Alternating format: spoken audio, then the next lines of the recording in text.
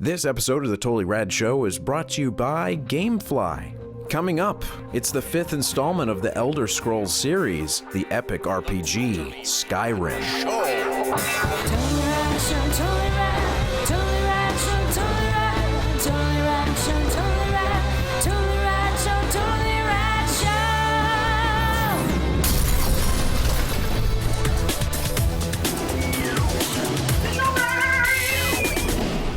We're here to talk about Skyrim.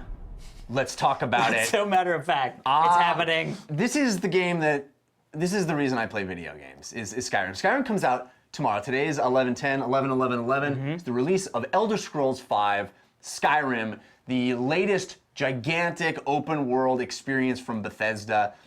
It is role-playing games at their most open, their most free form.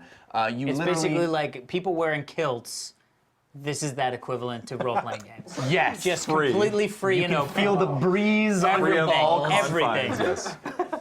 Yes, Skyrim is the breeze on your balls of RPGs. Back of the box. Once again, this week we have awesome Xav De Matos from Shacknews filling in for Dan, who is still away on his honeymoon. Alex is hanging out. Just hanging. You're not really an Elder Scrolls guy. No, I've tried. I played a little bit of Oblivion. My buddy Liam loves these games, and when I was over at my buddy Liam's house, and we were playing Life or Levels kind of thing, although Life or World Map, I guess. I don't know what the equivalent to levels is in Oblivion. You get the controller about 100 hours. Yeah, exactly. I had a blast. I mean, that was fun, but for me sitting down, I tried to sit down and play Oblivion. I just can't get into it. Those really sort of open world RPGs just aren't my stuff. Well, I wanted to keep you involved in the conversation because I want to throw some questions about that to you. But let's. Xav and I both have played the final version of Skyrim. I've put many hours into it already, but barely scratched the surface. This is a difficult game to review because how do you review it? I'm sure we've had vastly different experiences already. Oh, we were talking about before we were shooting that I am very glad that I didn't have to do the written review on Shacknews because this is the kind of game that I like to savor. Me too. And take my time with and go explore every single nook and cranny. And when you're doing a written review, you have to blast through it. Yeah. And I am in love with this game. Now, this has the same kind of issues that I think people are familiar with Bethesda games. There are some glitches. You will see people walk through walls by accident, and you will see... Or is it magic? Or is it perhaps a mage is involved, or many mages, magi. So the thing that kind of I keep coming back to is just the world that I love about how much passion they put into creating this game. We talked about this on our preview, that they have the books, which has been something that's in the series before, where you can just read about the world. Yeah. And part of the reason why I like Mass Effect, because they put that much thought into, this is what's happening on this other planet that you'll never visit, but at least there's a backstory to it. The amount of passion that they put into creating the world as a whole, that's what I love about Skyrim and Elder Scrolls games in general.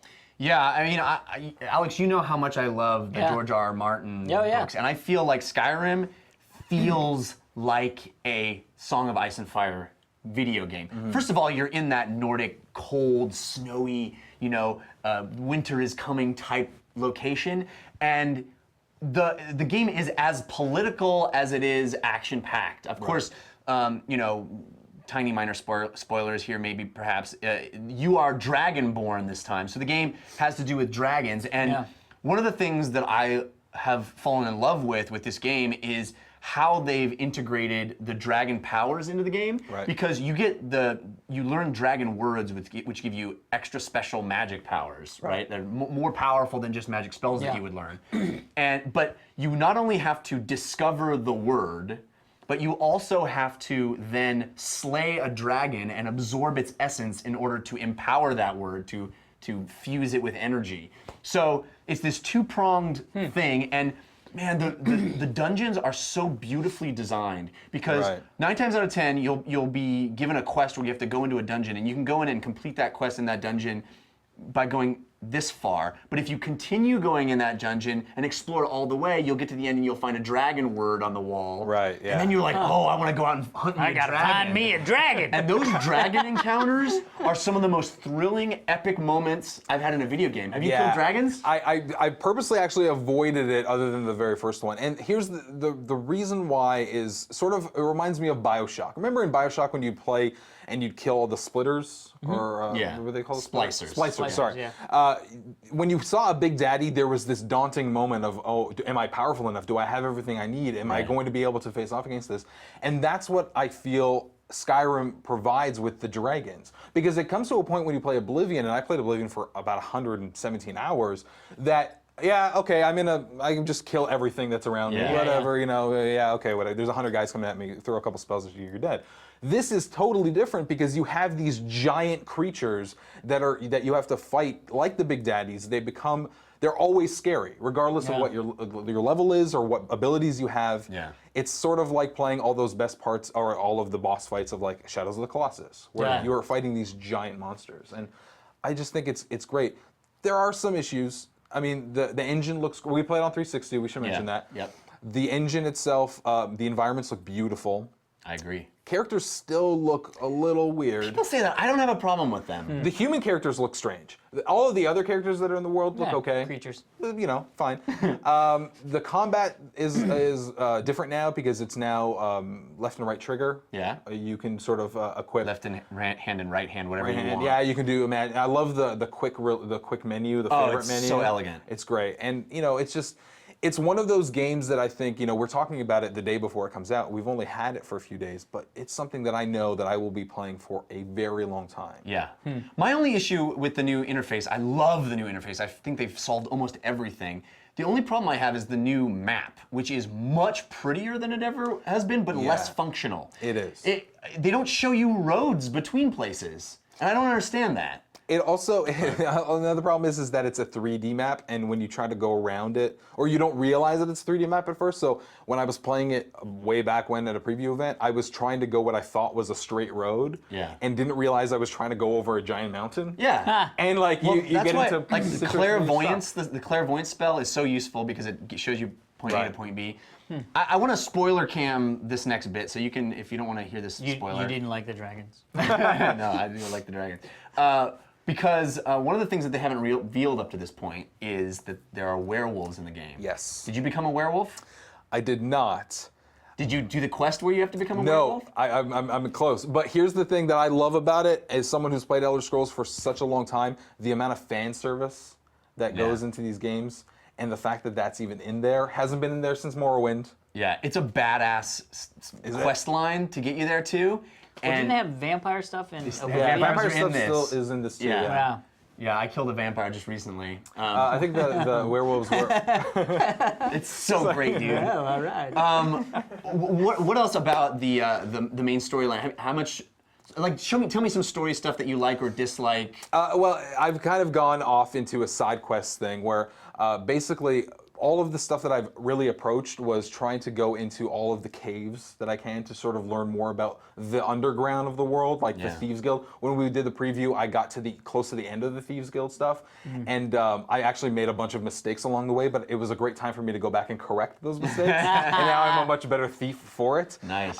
And it's the thing that I really enjoy about it is that even if you think you've made a mistake, like I made a bunch of mistakes when I did the preview, but it always gives you this other thread of a story that allows you to approach it in different ways. Yeah. It's open world in the fact that you can go anywhere, but it's also open world in the way that you can approach all of these missions. Yeah. You are tasked with doing, X, Y, or Z, but you can go and do those things any way that you want. Yeah. And that's something that's choice. pretty it's rare. So awesome. If you think about an open world game like Grand Theft Auto, most of those missions are, you can go pick any mission that you want, but to go complete a mission, you have to complete it in a very specific manner. Yeah. This game allows you to go, and as long as you get that goal completed, you actually are successful in your quest. And many of the main quests are either do this or do that, either join these guys or join those guys. You're such a huge MMO guy. You're such a huge role-playing guy. I had this whole conversation literally last night because I was talking about this. I was like, yeah, and then he was like, well, are you gonna play Skyrim? And I was like, I don't know. I doubt it. It's not my What type is of it game. about that kind of game that do you feel unfocused or because MMOs are kind of like that. You can like yeah, well, but lose see, yourself and the thing is, because I was thinking about this too, because we just finished Dead Island last night and put like 36 hours into it, which I was like, I literally said when we finished the game, I literally said to my buddy Jerry, because we played the game literally hand in hand, figuratively, and I said, I was like, wow, this is a really fun game. I would not have finished this game if it was not co-op. I know that. That's you. And that's why these games don't speak to me as well.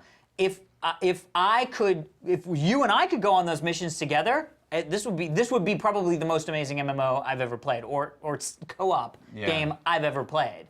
But for me, the joy of picking up a sword, it goes back to what I said when I was a kid and I would skateboard. Skateboarding by myself was never fun. Skateboarding with my friends was always amazing because if I figured out how to land something, and I'd be like, holy shoot, look, I just did this thing. And when they would do so, I'd be like, dude, that's crazy. I got to figure out how to do that. And it's the same thing with loot and with quest items. I mean, like, if I get a big sword, I want to be able to go, holy crap! And everybody goes, that's amazing. What's missing in the MMO space that is so prevalent here in Skyrim is well, not even story. It's discovery. The Old Republic? It's discovery.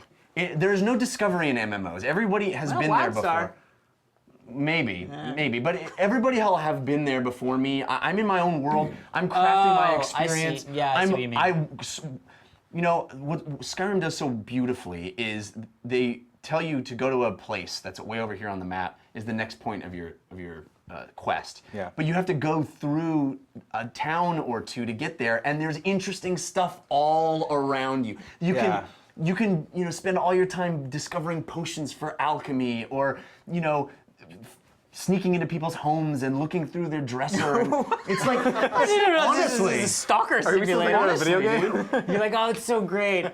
Drinking my potions while I'm rifling through underwear. It is a whole world there. Yeah, I will say that where I'm not really sharing a lot of stories because I feel like anything that I talk about, any levels or missions that I've gone on or quests, are just going to be things that people find for themselves. Right. Whereas it's going from point A to point B, and you see a bunch of bandits fighting each other, or you see I heard you talk about two mages were fighting each other in one section, and it's the little things that you see on your way to everything that I think makes it such a lived-in, it's the journey, real not the world. destination. There you go. And I think that if we talk about the actual missions and the quests, we're ruining the destination for people. Yeah. Whereas I think it's that discovery that makes this such a special franchise. I mean, for me, this is literally why I play video games, is to experience this kind of game world. And I think there are far too few of these games in a universe of making things narrower and narrower and narrower, and controlling the experience so that people have exactly the right experience. And it's funny, earlier in the week we were talking about Uncharted 3, which is the definition of that, and I still really enjoyed. Yeah. But I always think more choice is better in my interactive entertainment, giving me so many choices of how I want to level my character. I've been playing one-handed and magic because I really dig how that combination works. But I just started doing conjuring bad guys, and then standing back and using my bow and arrow, or conjuring Atronax, or I don't know how you pronounce it, but the flame Atronax. Mm-hmm. And he kicks ass, and I'm back doing my arrow, which is like an Alex thing, total. Yeah. There's so many options all the time. I could just talk for hours about this game. I love it with my whole heart. That's about as good as you can say. How do you feel, Xav? It's real good. You should check it out. All right, Skyrim. All right, everybody, be sure to stick around. We are going to be answering one of your Twitter questions right after this. But first, we want to thank our sponsors, Jeff Cannata. Gamefly! Yep. I've told you about Gamefly before. Gamefly is the largest online video game rental service. It offers you a choice of over 7,000 new and classic titles. Now, there is one game you can't get on Gamefly. SWAT. Because the game Fly can't be swatted. Am I right? No, you can seriously, you can get SWAT if you want to play SWAT. It's probably one of the over 7,000 classic titles across all consoles and handhelds. But why would you want to SWAT the Gamefly? The Gamefly is your friend. You pay him $15.95 a month, and the Gamefly delivers you all the games you can possibly play in a month. You play as long as you want. You send it back. There's no due dates. There's no late fees. If you think about this month, if you think about the games that came out like the next 4 weeks, $15.95 to play all those games is ridiculous. It's ridiculous, people. Make the game fly. Your friend. See, you're nodding. And you know what? There's so many really great games. There's these huge, huge games that you probably want to keep. And you're like, well, I might not want the GameFly to send me things because I don't want to have to send them back. Well, guess what? You can click Keep It and then pay a smaller fee because you're already paying that monthly fee. So basically, you're getting a chance to play before you buy, which is what the entire freaking video game industry should adopt. Fly before you buy. Fly before you buy. That's a really good thing. Yeah, that's what I just said. Who's the ad wizard that came up with this one? Me. Alex Albrecht. Gamefly.com is giving away a 15-day free trial to our fans. Perfect. So if you go to gamefly.com/TTRS, that stands for The Totally Rad Show, you can get a 15-day free trial and check this all out. You can get most of the stuff that's coming out this month in your 15-day free trial. Yeah. There's no risk. So do it. Gamefly.com/TTRS. Gravy Train. Tell them about the backgrounds, Dan. Hey man, send in a background. You want to make one? Maybe you're artsy. Maybe you're not. Maybe you're fartsy.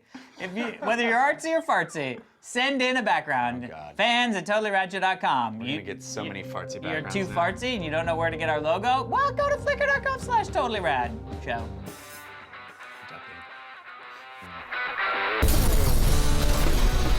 Tomorrow, check out our thoughts on Titanic in 3D. Today's Twitter question comes from @Brandon Pope, who asks if you could be the arch nemesis of one hero, film, video game, comic, who would it be and why? Alex. I'm going with Luke Skywalker's arch nemesis, Darth Vader, because you'd be Darth Vader. How many cool things you could do, and then at the end, it turns out you're not even a bad guy, really? I mean, you're a dead ghost man, but you get to party with the Ewoks. When you were a kid. Yeah, but hey, I'm not a kid. I'm Darth Vader. I didn't really think about the question that way. I didn't think of it as what specific villain would you want to be. I thought it would be like, what hero do you want to be against in your own general way? Who's a douche? Yeah. I'll tell you who I would be. Hero. I would want to be the arch nemesis to Inspector Gadget. Interesting. You want Because he's so inept. That's really that good. I would always succeed. Did I say Mr. Claw or Dr. Claw? Is it Dr. Claw? I think it's or Dr. Mr. Claw. Dr. Claw. That's really good. Yeah. Man, that's really good, Dan. Although, I like who that. is because especially if you am I just a hand or what You're am a I? hand with a cat. you'd see Dan just like kill Penny, like, oh, she's dead. What are you gonna do now? Yeah, exactly. Yeah. Oh, where's your book now, Penny? It's good. I'm gonna be your sidekick. All right, sounds good. Villainous sidekick.